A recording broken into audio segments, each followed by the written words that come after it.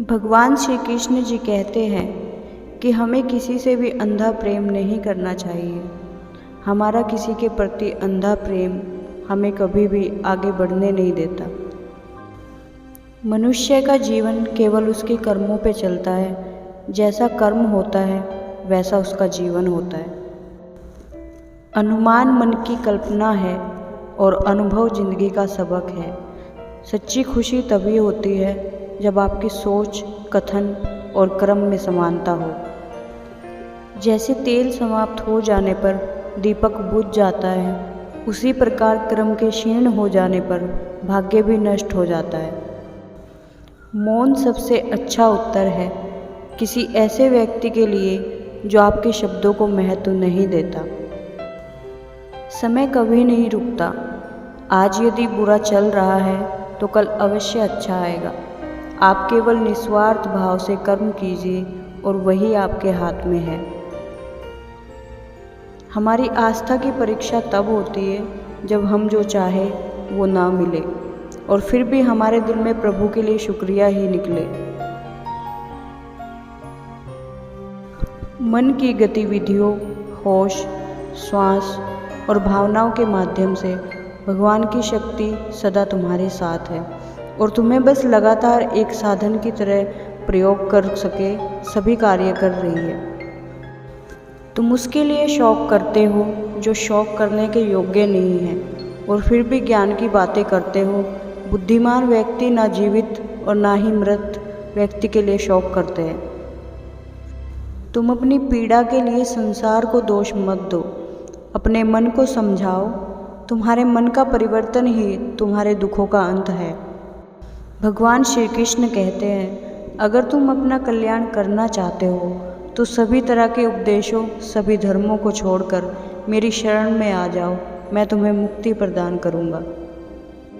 जीवन को भगवान से जोड़ दो, सब भगवान पर छोड़ दो। शांत रहना सही है, पर जब गलत हो तब नहीं। खुशियाँ मन की एक स्थिति है, बाहरी दुनिया से इसका कोई लेना देना नहीं है। जीवन ना कल में है ना आज में है, जीवन इस पल में है। इस पल का अनुभव ही जीवन है। हम दुनिया से कभी शांति नहीं पा सकते जब तक हम खुद अंदर से शांत ना हो।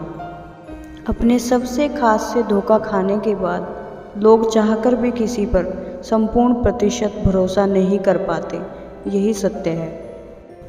इंसान चाहे जितना भी खुद को व्यस्त रख ले, जिससे वो प्रेम करता है उसकी यादों से नहीं बच सकता। भगवान प्रत्येक वस्तु में, प्रत्येक जीव में मौजूद है। आत्मा अमर है, इसलिए मरने की चिंता मत करो।